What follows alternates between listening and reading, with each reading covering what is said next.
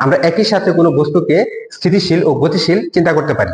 আসসালামু আলাইকুম প্রিয় শিক্ষার্থী, তোমরা যারা এসএসসি বেস 2027, 28 এবং 29 সালের পরীক্ষার্থী রয়েছে, তোমাদের জন্য আমি ধারাবাহিকভাবে প্রতিটি অধ্যায় আমরা বিস্তারিত কনসেপ্ট ক্লিয়ার করে আমরা ধারণা নিব এবং উদ্দীপক এবং সিকিউ এবং এমসিকিউ প্রশ্নগুলো যাতে খুব সহজে আমরা সমাধান করতে পারি। এই ক্লাসগুলো করার পর তোমাদের কিন্তু কোনো ধরনের সমস্যা থাকবে না আমি আশা করছি। তোমরা যদি ধারাবাহিকভাবে আমার এই সিরিজ ভিডিওগুলো দেখতে থাকো তাহলে কিন্তু তোমাদের এই পদার্থবিজ্ঞান নিয়ে কোনো ভয় নেই, অর্থাৎ তোমরা কিন্তু 100 থেকে 100 মার্কই কিন্তু অ্যান্সার করতে পারবে এবং সেক্ষেত্রে 98% মার্ক কিন্তু তোমরা পেতে পারবে। ধন্যবাদ। আজকের আলোচনা থাকবে আমাদের স্থিতি ও গতি নিয়ে। তোমরা এটি ধারাবাহিকভাবে আলোচনা হবে, যেহেতু এই জন্য ক্লাসগুলো করার পর তোমাদের একদম দুশ্চিন্তা মুক্ত হয়ে যাবে তোমরা। আমরা শুরুতেই যদি দেখি যে স্থিতি কি বা গতি কি। আমরা যদি মনে করি যে একটি বস্তু এই কোন পারিপার্শ্বিকের সাপেক্ষে যদি বস্তুটির কোনো অবস্থানের পরিবর্তন না ঘটে তখন কিন্তু ওই বস্তুটিকে আমরা স্থির বস্তু বলি। আর এই কোন বস্তুর এই স্থির থাকার ধর্ম হচ্ছে কি স্থিতি।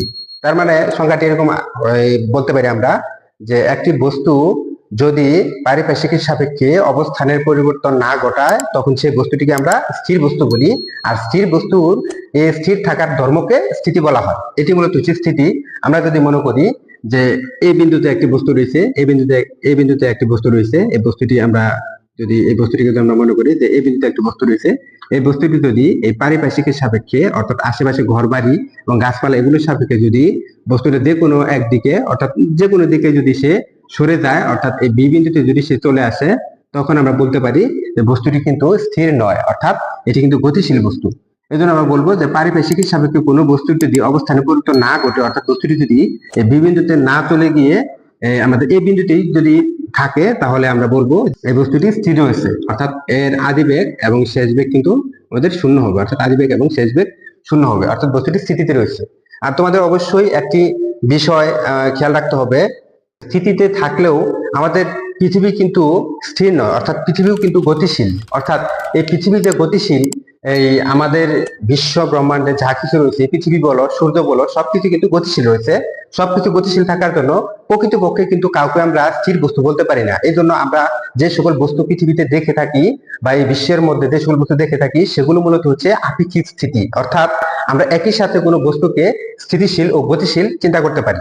যেমন ধরো যে আমরা এই ট্রেনের মধ্যে যাচ্ছি, ট্রেনের মধ্যে যাওয়ার সময় আমরা দেখবো যে ট্রেনের বাইরে যে সকল মানুষজন রয়েছে, অর্থাৎ ট্রেনের বাইরে যে সকল মানুষজন রয়েছে বা প্ল্যাটফর্মে যে সকল মানুষজন রয়েছে তাদের সাপেক্ষে কিন্তু আমরা যেহেতু ট্রেন দিয়ে যাচ্ছি আমরা কিন্তু গতিশীল।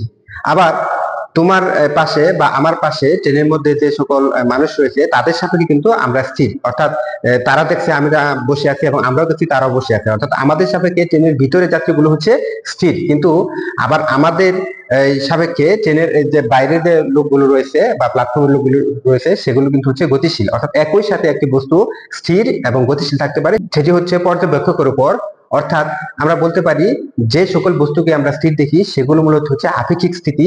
প্রকৃতপক্ষেই কোনো বস্তুই পরম স্থিতিশীল নয়, কারণ পরম স্থিতিশীল বস্তু যদি আমরা পেতে চাই তাহলে আমাদের একটি প্রকৃতপক্ষে পরম স্থির বস্তু থাকতে হবে। কিন্তু প্রকৃতপক্ষে পরম স্থির বস্তু কিন্তু আমরা পাবো না, কখনোই প্রকৃতপক্ষে পরম স্থির বস্তু পাবো না। কারণ এই পৃথিবীতে যে সকল বস্তু রয়েছে, অর্থাৎ সূর্য বলি, এই আমরা পৃথিবী বলি বা আমাদের বিশ্বের মধ্যে যে সূর্য বা গ্রহগুলো রয়েছে সেগুলো কিন্তু প্রত্যেকে গতিশীল। এই গতিশীল থাকার কারণে আমরা প্রকৃতপক্ষে কোনো বস্তু স্থির পাবো না। আর যদি কোনো বস্তুকে আমরা স্থির না পাই তাহলে কিন্তু স্থির বস্তুর সাপেক্ষেই কিন্তু আমরা অন্য একটি বস্তুর গতি নির্ধারণ করি। সুতরাং পরম স্থিতিশীল বস্তু যেহেতু পাওয়া সম্ভব নয়, সুতরাং পরম গতিশীল বস্তু পাওয়া সম্ভব নয়। অর্থাৎ আমরা চাইলে কোনো বস্তুকে বলতে পারবো না বস্তুটি গতিশীল বা বস্তুটি স্থির। এটি পর্যবেক্ষকের উপর এবং প্রসঙ্গ কাঠামোর উপর ভিত্তি করে কোনো বস্তু স্থিতিশীল হতে পারে বা গতিশীল হতে পারে। এই জন্য আমরা সবসময় মনে রাখবো যে আমরা যে বস্তুটিকে স্থির দেখি সেটি মূলত হচ্ছে আপাত স্থির বস্তু, এবং আমরা কোনো বস্তুকে যদি গতিশীল দেখি সেটা হচ্ছে আপাতত গতিশীল বস্তু। এই যে আমি এখানে ক্লাস নিচ্ছি, হয়তো মনে হচ্ছে যে আমরা স্থির রয়েছি, কিন্তু এখানে কিন্তু এই যেহেতু পৃথিবীটা গতিশীল তাহলে সবকিছু যেহেতু গতিশীল তাহলে কিন্তু আমরাও গতিশীল। কিন্তু পারিপার্শ্বিকের সাপেক্ষে গাছপালা বা অন্যান্য বিল্ডিং বা অন্যান্য কোনো কিছুর সাপেক্ষে আমরা কিন্তু স্থির। কিন্তু আমরা অন্যান্য কোনো কিছুর সাপেক্ষে স্থির ঠিক আছে, কিন্তু আমরা যদি এই যেহেতু পৃথিবীটাও গতিশীল, সুতরাং আমরাও কিন্তু গতিশীল। তাহলে একই সাথে কোনো বস্তু স্থির থাকতে পারে এবং গতিশীল থাকতে পারে, কিন্তু আমরা বুঝবো কিভাবে সেটি স্থির বা গতিশীল, সেটি আমরা বুঝবো প্রসঙ্গ কাঠামো বা পর্যবেক্ষকের সাপেক্ষে বুঝতে পারবো বস্তুটি স্থির রয়েছে নাকি গতিশীল রয়েছে। আশা করি এই স্থিতি বিষয়টি তোমাদের ক্লিয়ার হয়েছে। সেজন্য আমরা বলবো যে এই পৃথিবীর সকল গতি হচ্ছে আপেক্ষিক, কোনো গতি পরম নয় বা কোনো স্থিতি পরম নয়। এটি কিন্তু আমাদের খ নাম্বার প্রশ্নের মধ্যে আসে যে আমরা পর্যবেক্ষকের সাপেক্ষে এই গতিগুলো কিন্তু পরিবর্তনশীল হয়ে যায়। আশা করি এই বিষয়টি তোমাদের ক্লিয়ার হয়েছে।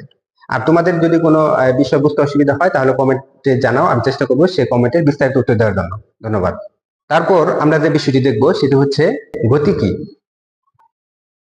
গতি আমরা যদি দেখি যে গতি কি, গতি হচ্ছে পারিপার্শ্বিকের সাপেক্ষে কোনো বস্তুর যদি অবস্থানের পরিবর্তন ঘটে তখন তাকে আমরা বলি গতিশীল বস্তু।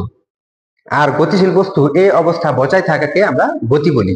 যেমন পারিপার্শ্বিকের সাপেক্ষে ধরলাম আমার এই বাসার সাপেক্ষে বা আমার এই স্কুলের সাপেক্ষে একটা সাইকেল গতিশীল, অর্থাৎ সাইকেলটি স্কুল থেকে দূরে চলে যাচ্ছে, তাহলে সেই সাইকেলকে আমরা বলবো যে সেটা হচ্ছে গতিশীল বস্তু।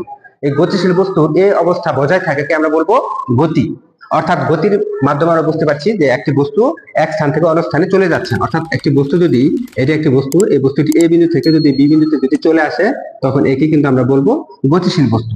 সুতরাং এই গতিশীল বস্তু বুঝতে গেলে কিন্তু আমাদের একটি স্থির বস্তু দরকার। অর্থাৎ কোনো গতিশীল বস্তুকে চিনতে গেলে আমাদের একটি স্থির বস্তু লাগবে। ওই স্থির বস্তু যদি না থাকে তাহলে কিন্তু আমরা গতিশীল বস্তুকে চিন্তা করতে পারবো না। কিন্তু আমরা সকলেই জানি যে এই পৃথিবীর যে বস্তুগুলোকে আমরা স্থির বলতেছি, যেমন একটি ল্যাম্পপোস্ট অথবা আমরা বলতে পারি একটি ঘাসপালা অথবা একটি বিল্ডিং, আমরা যেগুলোকে স্থির মনে করতেছি প্রকৃতপক্ষে কিন্তু এগুলো স্থির নয়। তাহলে এই বস্তুটিকে যদি আমরা স্থির মনে করি, অন্য বস্তুগুলো যদি তাদের সাপেক্ষে চলাফেরা করে তখন তাদেরকে আমরা বলি গতিশীল বস্তু। কিন্তু প্রকৃতপক্ষে কি এই বস্তুগুলো স্থির? এই বস্তুগুলো কিন্তু প্রকৃতপক্ষে স্থির নয়, কেননা পৃথিবী গতিশীল, অর্থাৎ গাছপালাগুলো কিন্তু গতিশীল। এই জন্য আমরা বলবো কি, আমরা যে সকল বস্তুকে প্রকৃতপক্ষে গতিশীল বলতেছি সেগুলো কিন্তু প্রকৃতপক্ষে গতিশীল নয়, সেগুলোকে হচ্ছে আপেক্ষিক গতিশীল। অর্থাৎ এই পৃথিবীর কোনো বস্তুই কিন্তু স্থির বস্তু নয়, আর স্থির বস্তু না থাকলে কিন্তু আমরা গতিশীল বস্তুকে চিনতে পারবো না।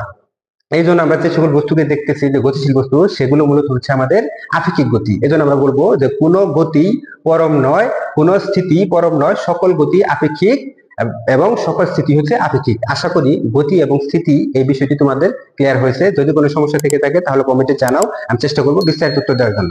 ধন্যবাদ।